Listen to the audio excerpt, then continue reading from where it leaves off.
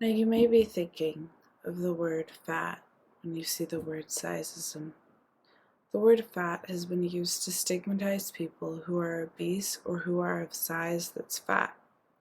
It's important to recognize that the word fat is not a dirty word.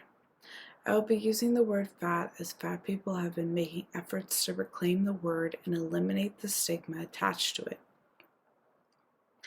Sizeism is the discrimination against individuals based on a person's size or weight. The terms overweight and obesity are medical terms that are usually defined by your body mass index. If your BMI is between 25 to 29.9, you are categorized as overweight and obese at a BMI of 30 or higher. Sizeism is rooted in healthism. Sizeism falls right underneath. When we think about sizeism, and though a lot of times people tend to think about the impact of people who are fat, it's important to note that people who are thin also face discrimination within sizeism. Thin people are considered too skinny, too thin, too bony. They are seen as disordered. When we think about people who are thin, there's this immediate assumption that that person doesn't eat enough, they restrict their eating habits, or they're anorexic. People who are thin, whether they are thin because of their genetics and or have an extremely fast metabolism, are still affected by sizeism.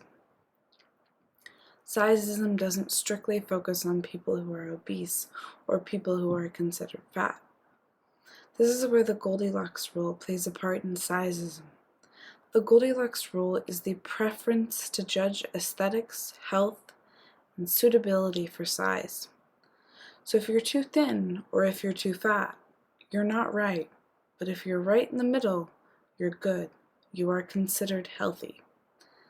The negative attitudes towards fat and thin individuals and stereotypes that exist in our society, based exclusively on the size of an individual, have a huge impact on health. Weight stigma can trigger physiological and behavioral changes. Participants of a study who were manipulated to experience weight stigma showed increases in their food consumption, their ability to self-regulate decreased, and their cortisol levels increased. Mentally, those with perceived weight stigma experienced low self-esteem, poor physiological functioning, and psychological distress.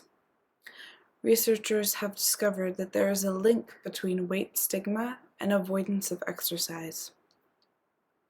Fat people continue to face discrimination in society, especially from the medical community. They receive weight discrimination from healthcare professionals, which leads to the avoidance of preventative health care. Studies have shown that doctors have a strong implicit and explicit anti-fat bias. For example, medical professionals went as far as endorsing explicit anti-fat sentiments like fat people are worthless, and perpetuated the stereotypes that people are lazy and weak-willed. Judging someone based on what they look like and their size has a direct consequence on their quality of care and quality of life. Although sizeism is recognized as discrimination, it is actually legal to discriminate based on size in 49 states.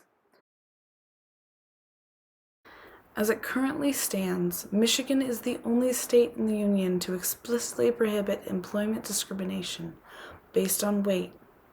Enacted in 1977, the Elliott-Larsen Civil Rights Act prohibits discrimination practices based on 10 categories, including weight.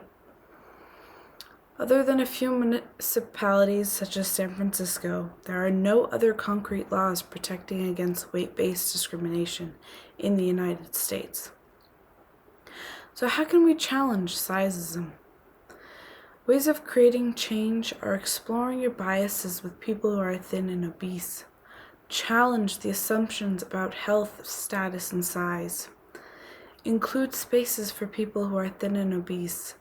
And most of all, listen and advocate to create change.